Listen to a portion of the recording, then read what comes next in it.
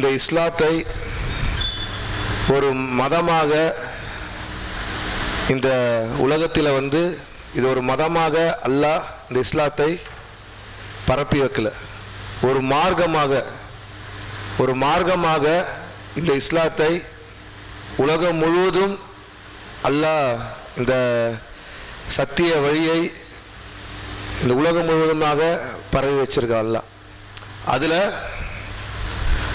அல்லாஹ் யாரை தேர்ந்தெடுக்கிறானோ அந்த மார்க்கத்தின் பக்கமாக, அந்த நேர்வழியின் பக்கமாக அல்லாஹ் தான் தேர்ந்தெடுத்த நல்லடியாரை அல்லாஹ் அந்த வழியின் பக்கமாக நம்மளை அந்த இஸ்லாத்துக்குள்ள பயணிக்க வைக்கிறான். இது அல்லாஹ்வுடைய மிகப்பெரிய ஒரு நாட்டத்தோடு நடக்கக்கூடிய மிகப்பெரிய ஒரு மனிதனுக்கு கிடைக்கக்கூடிய ஒரு அருட்கொடை. இந்த இஸ்லாம் என்ற அந்த மார்க்கம் ஒரு மனிதனுக்கு வாழ்நாளில் அவனுக்கு எவ்வளோ அருட்கொடைகள் அல்லாஹ் கொடுத்திருந்தாலும், ஆனால் இந்த உலகத்தில் இறைவன் ஒருவன் தான் என்ற ஒரு தன்மையுடைய அந்த இஸ்லாத்தை ஒருவன் கொடுத்த அந்த அருட்கொடையை தவிர மிகப்பெரிய ஒரு அருட்கொடை இந்த உலகத்தில் கிடையவே கிடையாது. அப்படி அல்லாஹ் இந்த ரமலான் மாதத்தில் 11 வருடங்களுக்கு முன்பு என்னையும் இந்த இஸ்லாத்துக்குள்ள அல்லாஹ் இந்த சத்திய மார்க்கத்தின் பக்கமாக என்னையும் அல்லாஹ் வர வச்சான், என்னையும் தேர்ந்தெடுத்தான்.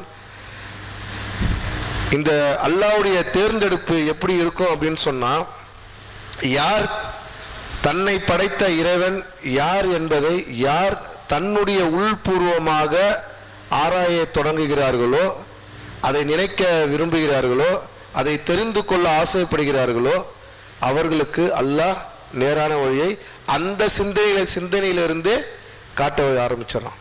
எப்போ நம்மளுக்கு அந்த சிந்தனை வருதோ அந்த சிந்தனையிலிருந்து அல்லாஹ் என்ன பண்ண ஆரம்பிச்சிடறான், இந்த இஸ்லாத்தை அவர்களுக்கு கொடுப்பதற்கான தேர்ந்தெடுப்பை ஆரம்பிச்சிடறான். 1400 வருஷங்களுக்கு முன்பு நபிகள் நாயகம் ஸல்லல்லாஹு அலைஹி வஸல்லம் மூலமாக மட்டும் இந்த இஸ்லாம் இந்த உலகம் முழுவதுமாக பரவி இன்றும் பல நாடுகளுக்கு, பல ஊர்களுக்கு, பல இன்று சந்து பொந்துகளாக இன்னைக்கு இஸ்லாம் போய் வளர்ச்சி அந்த அளவுக்கான இது தனிச்சு. அந்த அளவுக்கு அல்லாஹ்வுடைய தேர்ந்தெடுப்பு மிக அதிகமாயிடுச்சு. அதற்கு காரணம் என்ன அப்படின்னு சொன்னீங்கன்னா, இஸ்லாத்தை ஏற்று அதன் சட்டதிட்டங்களுக்கு கட்டுப்பட்டு யார் இந்த உலகில் அல்லாஹ் கொடுத்த அந்த அருட்கொடையை யார் மனதளவிலும் யார் உள்ளத்தை அளவிலும் அதை ஏற்றுக்கொண்டு அதன் சட்டதிட்டங்களை யார் முழுமையாக இந்த உலகத்தில் நடைபெறுகிறார்களோ அவர்களின் மூலமாகவே அல்லாஹ் இந்த சத்திய மார்க்கத்தை பல விஷயங்களில் பரப்பி கொண்டே இருக்கிறான். இஸ்லாத்தை அழிக்க வேண்டும், இஸ்லாத்தை பரப்பக்கூடாதுன்னு ஒரு இடத்துல போயிட்டே இருந்தாலும், அதை விட மிக வேகமாக மிக அதிகமாக அல்லாஹ் இந்த சத்திய மார்க்கத்தை பல மக்களிடத்தில் எடுத்து சொல்லிக்கிட்டே இருக்கான், தேர்ந்தெடுத்துக்கிட்டே இருக்கான். இந்த நோன்பு மூலமா எத்தனை பேர் இஸ்லாத்தை தன் வாழ்நாளின் மார்க்கமாக ஒரு நேரான வழியாக ஏற்றணும்னு நினச்சி பார்த்தோன்னு சொன்னால் நம்மளோட கணக்கிலே சொல்ல முடியாது. தொழுகையை பார்த்து, ஜகாத் கொடுக்கறதை பார்த்து, ஹஜ்ஜுக்கு போகிறத பார்த்து, உம்ரா செய்கிறத பார்த்து, இப்படி பல விஷயங்கள் முக்மினிடத்தில் இருக்கக்கூடிய நற்குணங்களை பார்த்து, ஏன்னா அந்த அளவிற்கு அல்லாஹ் நம்மளுக்கு இன்னொரு அனுப்பப்பட்ட திருக்குரானில் ஒரு முக்மின் அவன் வாழ்நாளிலிருந்து அவன் இறக்க தருவாய் வரைக்கும் எப்படி வாழ வேண்டும், எப்படி இந்த உலகத்தில் இருக்க வேண்டும், அவன் எவ்வாறு மரணிக்க வேண்டும் என்ற விஷயத்தை அல்லாஹ் மிக்க தெளிவாக குரானில் சொல்லி காட்டுறாங்க. ரசூல் ஸல்லல்லாஹு அலைஹி வஸல்லம் மறைவுக்கு பிறகு அன்னை ஆயிஷா ரலியல்லாஹு கிட்ட போய் கேட்குறாங்க, ரசூல் ஸல்லல்லாஹு அலைஹி வஸல்லம் வாழ்க்கை முறை எப்படி இருந்ததுன்னு கேட்குறாங்க. ரசூல் ஸல்லல்லாஹு அலைஹி வஸல்லம் வாழ்க்கை முறை எவ்வாறு இருந்ததுன்னு கேட்குறாங்க. அப்போது ஆயிஷா ரலியல்லாஹு சொல்கிறாங்க, அவர் குரானாக வாழ்ந்து காமிச்சாங்க. அவருடைய வாழ்க்கை முறை குரானாக இருந்தது. அவருடைய வாழ்க்கை குரானாகவே குரானில் சொல்லப்பட்ட சட்டத்திட்டங்களுக்கு உட்பட்டு இந்த உலகம் முழுவதும் பரப்பி தானும் அதன் பிரகாரம் வாழ்ந்து ஒரு வழிகாட்டியாக, இறுதி வழிகாட்டியாக நபிகள் நாயகம் ஸல்லல்லாஹு அலைஹி வஸல்லம் அவருடைய வாழ்க்கை முறையை நம்மளுக்கு கற்றுக் கொடுத்துருக்காங்க. அப்படியாப்பட்ட அந்த வாழ்க்கை முறையை இன்று பல மாற்று மத சகோதரர்கள் பார்த்து அல்லாஹ் அவர்களை அதன் மூலம் தேர்ந்தெடுத்து இன்னைக்கு சாராசாரையாக இஸ்லாத்தின் பால் வந்துக்கிட்டே இருக்காங்க. வந்துக்கிட்டே இருக்காங்க. அல்லாஹ்வுடைய மாபெரும் அருட்கொடை அது. நம்ம இன்னைக்கு ஒரு கார் வச்சுருந்தா, இல்லை மிகப்பெரிய ஒரு பங்களா வச்சுருந்தா, இல்லை நம்மளுக்கு கை நிறைய பணம் வச்சுருந்தா மட்டும்தான் அல்லாஹ்வுடைய ரிஸ்க்கு, அல்லாஹ்வுடைய மிகப்பெரிய அருட்கொடைன்னு நினச்சிட்டு இருக்கோம். ஆனால் அல்லாஹ் நம்மளை இந்த மார்க்கத்தை தேர்ந்தெடுக்க வச்சு காஃபிருடைய கூட்டத்திலிருந்து நம்மளை விலக்கி நரகத்தினுடைய விளிம்பிலிருந்து நம்மளை காப்பாற்றி சொர்க்கத்தில் நுழையக்கூடிய மிகப்பெரிய ஒரு அருட்கொடையை அல்லாஹ் நம்மளுக்கு இந்த விஷயத்தில் நம்மளுக்கு இந்த மார்க்கத்தின் பக்கம் நம்மளுடைய முன்னோர்களிலிருந்தும் சரி, நம் தாய் தந்தையர்கள் மூலமாகவும் நம்மளை இந்த இஸ்லாத்தின் பால் வர வச்சிருக்காங்க. அப்படியாப்பட்ட இந்த பொக்கிஷத்தை நாம் தினம் தினம் தினம் தினம் நினைத்து அல்லாஹ்வுக்கு அனுதினமும் நன்றி சொல்லிக்கிட்டே இருக்கணும். இப்போ ஒரு ஆஃபீஸில் ஒரு ஹையர் போஸ்ட் நம்ம கிடச்சிட்டாலே எவ்வளோ சந்தோஷம், எவ்வளோ உள்ளுக்குள்ள ஒரு ஆசை, எவ்வளோ விஷயங்கள் அப்படின்றத நம்ம விரும்பும். ஆனால் அல்லாஹ் நம்மளை மறுமை வாழ்விற்கு வெற்றியடைந்தவனாக ஆக்குவதற்கு இந்த இஸ்லாத்துடைய மார்க்கத்தை நம்மளுக்கு வழங்கியிருக்கான்.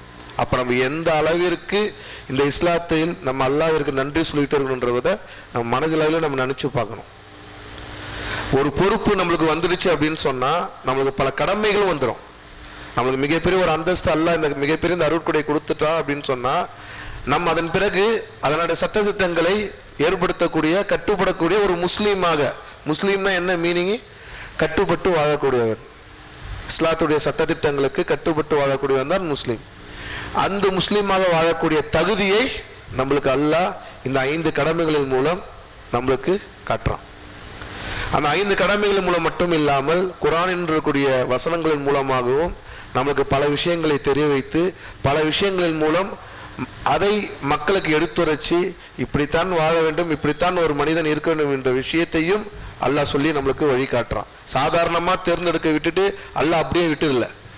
அல்லாஹ் யார் என்பதை புரிந்து கொள்ளக்கூடிய வழிகாட்டியும் அல்லாஹ் நம்மளுக்கு நபிகள் நாயகம் ஸல்லல்லாஹு அலைஹி வஸல்லம் அவர்களை வர வச்சு இந்த வழிகாட்டியை பின்பற்றுங்கள், குர்ஆனை உங்களுடைய வாழ்க்கையுடைய தன்மையாக எடுத்துக்கொள்ளணும்னு நல்லா காமிச்சு வச்சிருக்கான். அப்படியேப்பட்ட மார்க்கம் நம்மளுடைய மார்க்கம்.